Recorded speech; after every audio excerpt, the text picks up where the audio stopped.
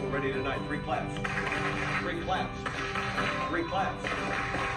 Boys of Fall for me was just one of those songs that was so much about our life and how we lived it. I feel that chill, smell that fresh cut grass. In the summer of 2010, country music superstar Kenny Chesney had just released his latest ballad, a tribute to football and Friday nights. Every once in a while you hear a song, and the first time you hear it, like, it tastes good, and that was that song. Fans going crazy for the Boys of Fall. I had a chance to be at one of Kenny's concerts, and I'm on his bus after a show, and we're sitting back, and we're just chatting, and he put the song on, and it was fantastic. He just kind of threw up his arms, you know, and I could see he almost got a tear in his eye. When we decided to do, you know, the video the way we did it, I had in my head someone giving a speech to a high school team before they go out on the field. Chesney then realized he already knew just the right person for the job. You know how you're feeling right now? You guys play here in about an hour and a half. That feeling goes away. It goes away, and it doesn't come every Friday night. It comes when you get married. It comes when your child's born. So you get it, but you just don't get it every Friday night. Where does that rank in your speech-giving moments? It was a really touching speech. That was unique. I didn't feel nervous. I felt anxious because you're speaking to someone else's team. And yet I thought, let me just share what I'd like to do if I was able to all over again. In the locker room that day, at Payton's alma mater of Naperville Central High School in Illinois, a lanky tight end listened intently in the background. The player, Bucks tight end Cameron Brate. Obviously, everyone knew Sean, knew who he was, and all the success that he had. They kind of told us that there was going to be a camera crew for the game. He gave us a really good pregame speech. It's got to be one of the best speeches that I heard. While the memory would come easier to break, it took nearly a decade for Payton to realize their paths had crossed. We're playing Tampa, and I just happened to have a group of buddies from high school that were in, and they asked me about Tampa, and they said, hey, you know, what do you think of Cam Brate? And I'm like, well, listen, you know, he's playing well, this and that. And they're like, he went to Central. I'm like, no, I didn't realize that. I found him, and we got a picture together. They may be rivals now, but Sean Payton and Cameron Brate will always share a bond through a speech, a song, and the memory of Friday nights. It just goes to show you how football touches so many generations. I don't know what it feels like for those guys, but for me to be a part of that in such a small way is unbelievable, really. You know, it's a pretty cool memory, and yeah, I can always turn on the music video if I want to choke up a little bit. So you seniors that are focused on college, you're focused on your work after high school, you're focused on tomorrow, aren't you? Make sure you pay attention to tonight. You got plenty of time for tomorrow. But these tonights, they're going by fast. Get your asses ready to play. Win on 3. 1, 2, 3. Your head coach.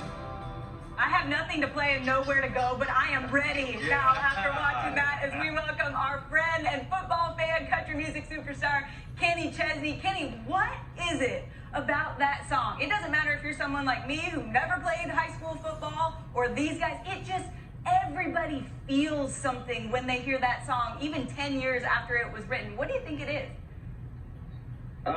Well, first of all, thanks for having me. I think that song was more than a hit record for me. I think that was one of the songs in my life that it was a real moment in my career, because it did, like you just said, Sam, it touched on so many levels of like the game, the people that played, the coaches, but not just the people that played, the players and the coaches. It touched the lives of the families that lived this game with them. And you know, Sam, I grew up, as a lot of you guys know, I grew up in East Tennessee, and we as a community, we leaned on certain things. You know, we leaned on, all we had was school, we had church, and we had sports, and mainly football. So, you know, all the things that come with that in your life was wrapped up into this song. And the first time I heard it, I knew that I had a song that was going to be very relatable to a lot of people in the way that I grew up, and the things that, and the core values that I had, you know, as a child. Yeah, and you've done such a great job in your music at making people feel something. I just wanted to know what it was like, though, growing up in East Tennessee. We know where some of your college loyalties lie, but what about the NFL? What do you root for in the NFL when you grow up in East Tennessee? Well, you know, it's when you grow up in East Tennessee, you don't have a pro allegiance to anyone. When I was a kid, I really loved the Miami Dolphins because I just loved Bob Greasy. I loved him. And then later on, you know, there was a guy that graduated from the University of Tennessee named Stanley Morgan, and Stanley went to the New England Patriots, and that's where my love affair for the Patriots started, because of Stanley Morgan. And then Sean got the job in New Orleans, and that led to me, you know, getting a suite and taking my father down there every Saturday, and boy, as y'all know, we had a lot of fun down there in New Orleans for several years. Yeah, Kenny, you had a lot of great times over at Gillette Stadium. I remember Vrabel telling me one meeting during training camp that you wanted us on stage to sing Back Where I Come From, and I swear I learned nothing during that day because I was just memorizing the lyrics. Like, Back Where I Come From. And you had so many, I mean, in the place where I was grazed, man. Fixing the cattle graze. Yeah. Time passing with amazing grace. Come on. Here we go. But Kenny, the connections you made, Rex, you've had an I was on stage. Yeah, you remember your song? No, of course not. I was drunk. So when I'm saying I had too many, I think, so I don't remember Kenny, but I remember Kenny came out to our practices and things, and it was great. But I got it. While we got you here, Kenny, all right, and I got a tough question for you, because this game is brutal, man. I mean, Tampa against the Saints right here. We know Sean Payton and how close you are to Sean Payton. But look, I mean, I got to get an honest take on you. Who's going to win this game? I'm picking against my own son today. So I'm throwing it out there, Kenny. What do you think today in this great matchup? Well, here's what I think. I just right before I went home with you guys, I got a text from Sean talking about this whole thing, and he goes, "I hope that Cameron doesn't catch too many touchdown passes tonight." So.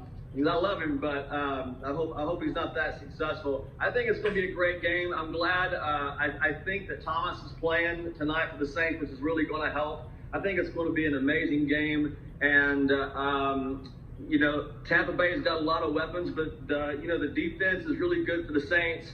So I am going to go with the New Orleans Saints tonight. All right, an official pick. I like it. Well, Kenny, we appreciate you taking the time. We appreciate you expressing what so many of us feel about this game. Oh, yeah, what's up? Randy, I want to tell you, I played receiver in high school, and I was 5'6", and I got mossed every play. Amazing. Hey, man. Hey, Kenny, it's a pleasure, man. Appreciate it. Hey, Kenny, it worked out for you. You're doing all right. We can't wait to see you back on the road on tour, hopefully soon. Thank you so much. We love you, brother. All right, guys. Thanks for having me. Thanks, Kenny. For more on this game that Kenny's talking about, we got to talk about Brady.